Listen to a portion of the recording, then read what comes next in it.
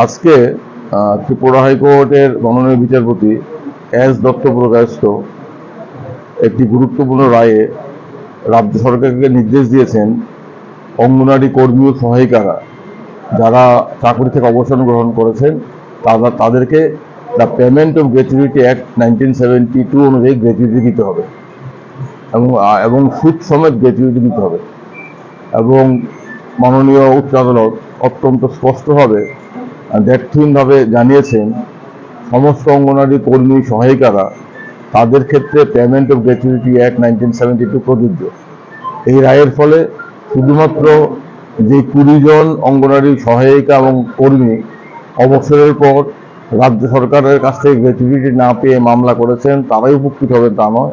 এই রায়ের ফলে এই রাজ্যের 10,000 অঙ্গনারী কর্মী সহায়িকারা সবাই উপকৃত হবেন।